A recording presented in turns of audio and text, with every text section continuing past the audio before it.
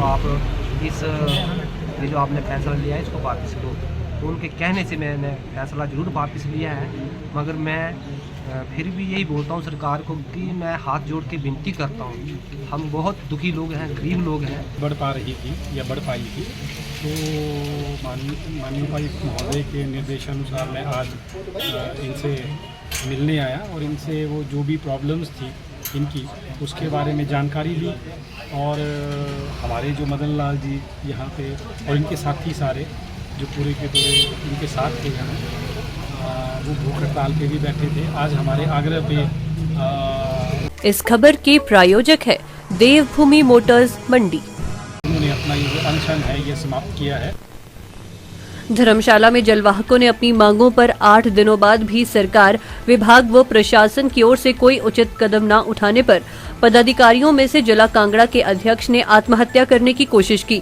हालांकि इसी बीच एसडीएम धर्मशाला ने मौके पर पहुंचकर जलवाहकों को रोक लिया। उन्होंने जलवाहकों की सभी मांगों को ध्यान से सुनते हुए सरकार के समक्ष सभी मांगों को रखने की बात कही। इसके बाद एसडीएम ने मुश्किल से लोगों को आत्महत्या करने से रोका। जलवाहक पिछले 20 जुलाई से जिला उच्च शिक्षा विभाग कार्यालय के बाहर शिक्षा विभाग में कार्यरत जलवाहक अपनी मांगों को लेकर धरने पर बैठे थे। जलवाहकों ने मांग रखी है कि सरकार की ओर से उनके लिए जो पॉलिसी बनाई गई है, जिसमें 11 साल पूरा करने पर उन्हें नियमित किया जाए। उन्होंने कहा था कि सरकार ने 11 साल पूरे कर चुके शिक्षा विभाग में कार्यरत जलवाहकों को रेगुलर नहीं किया है और 25 जुलाई को कैबिनेट बैठक में कोई निर्णय नहीं लिया गया तो 26 जुलाई से आमरण अनशन करेंगे। ऐसे में शुक्रवार को उन्होंने आत्महत्या करने की कोशिश की, जिसे एसडीएम ने कार्यालय के बाहर पहुंचकर रोका।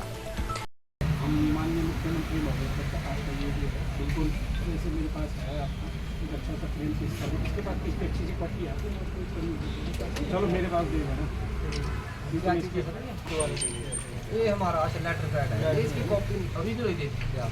एक कॉपी आपने ऐसे है ना, अगर आप हमें बोलेंगे हम आपके कहने से फिर भी मान जाए। मैं तो देखो मैं तो इतनी राय तो ठीक है, मैं आपकी बात मानूंगा। मैं और मैं भी तो अपना फैसला कुछ दे सकता हूँ आपके माध्यम से। सरकार तक पहुँचा सकते हैं, ठीक है। मैं 15 दिन का टाइम देता हूँ सरकार, मतलब आप नहीं दोगे, आप नहीं सुनो मेरी बात। आपको ये मैटर ये चीज़ें जो है ना ये 15 दिन में रिजॉल्व होने वाली है, ठीक है। इतनी अगर आप बोलोगे कि 15 दिन में ये तो देखो कितने का, तो अब हम लोगों को भी समझना पड़ेगा ये कौन सी मैटर बेसिकली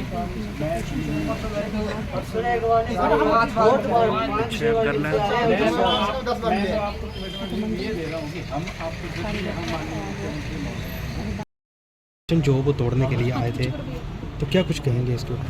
अनशन तो चलो साहब आए हमारे पास। जब मैंने मीडिया के माध्यम से आत्मदाह का निर्णय जो पहले से लिया हुआ था उस पर मैं अटल था। इस न्यूज़ को सुन के प्रशासन हमारे पास मतलब आया एसडीएम साहब, उन्होंने मेरे को ये आश्वासन दिया है कि आपकी आवाज़ को तुरंत सरकार के पास रखेंगे, जल्दी से जल्दी आपकी मांग को पूरा करवा देते हैं। तो आप इस ये जो आपने फैसला लिया है इसको वापस लो। तो उनके कहने से मैंने फैसला ज़रूर वापस लिया है, मगर मैं फिर भी यही बोलता हूँ सरकार को कि मैं हाथ जोड़ के विनती करता हूँ, हम बहुत दुखी लोग हैं, गरीब लोग हैं।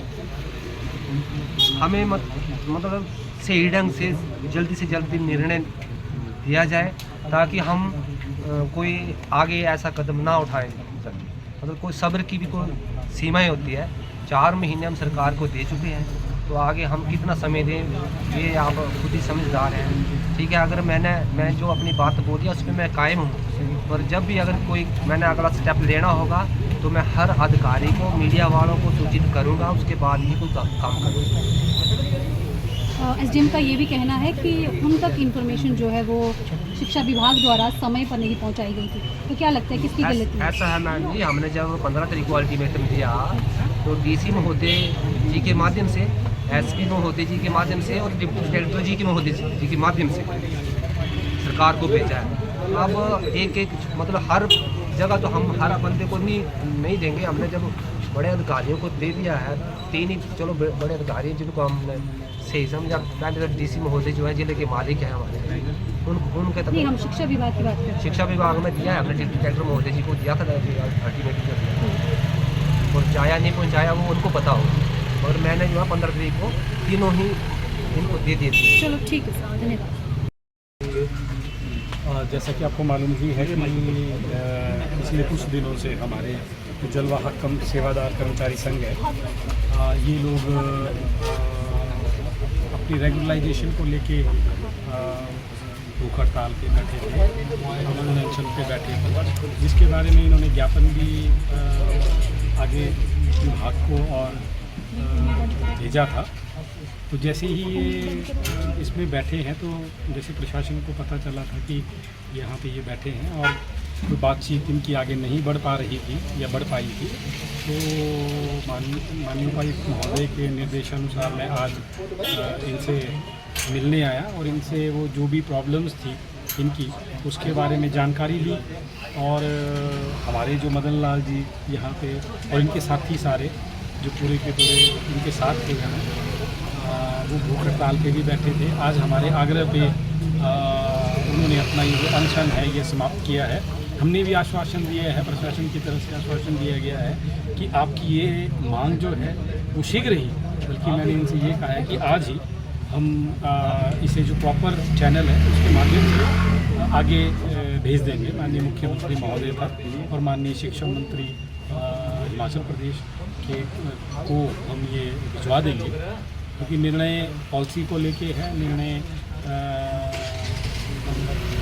जो है वो रेगुलराइजेशन से संबंधित है, तो सरकार ही इसमें कॉम्पिटेंट रहेगी।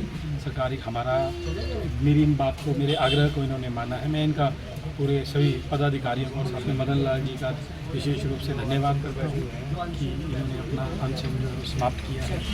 और मैं आशा करता हूँ कि इनकी आवाज़ जो मांग है वो सरकार तक पहुँच जाएगी और शीघ्र ही इसका जो निदान है वो भी सरकार जो करने के लिए भरसक प्रयास करेगी। सर 20 दिन से ये क्रमिक अनशन पर थे, उसके बाद 48 घंटे की आमरण अनशन पर ये बैठे थे, लेकिन अगर हम बात करें जिला प्रशासन की ओर से एक भी नुमाइंदा यहाँ पर नहीं पहुँचा। जैसे ही इन्होंने आत्मदाह की बात कही, प्रशासन जो है वो यहाँ पर पहुँचा है। क्या कहना चाहेंगे कि प्रशासन को इस बारे में जानकारी ही नहीं थी? देखिए, इनका जो ज्ञापन था वो, अगर आप इस ज्ञापन को पढ़ें तो ये माननीय मुख्यमंत्री महोदय को इन्होंने प्रेषित किया था, उनको संबोधित था और उसकी प्रतिलिपि जो थी वो प्रशासन को भी दी गई थी। और उसके साथ साथ ये शिक्षा विभाग के जो हमारे उच्च शिक्षा निदेशक उप निदेशक का जो कार्यालय है यहाँ पे बैठे थे, वहाँ से मुझे लग रहा है कि शायद कोई बातचीत अभी, जैसा कि मैंने भी थोड़ा सा जाना, और कि वहाँ से कोई बातचीत इस तरह से आगे नहीं इनके बीच में हो पाई। तो हमारे संज्ञान में जैसे ही ये बात आई है हम तुरंत इस पे इनसे मिलने के लिए आए हैं और हमारे आग्रह पे खैर इन्होंने जो अनशन है वो भी समाप्त किया है। लोकतांत्रिक तरीके से एक पीसफुल मैनर में आवाज़ पहुंचाने का भी हमने इनसे आग्रह किया था, जिसके बारे में इन्होंने गौर किया और माना। जी धन्यवाद। दिव्य हिमाचल टीवी के लिए धर्मशाला से नरेंद्र कुमार के साथ सुरेंद्र कौर की रिपोर्ट।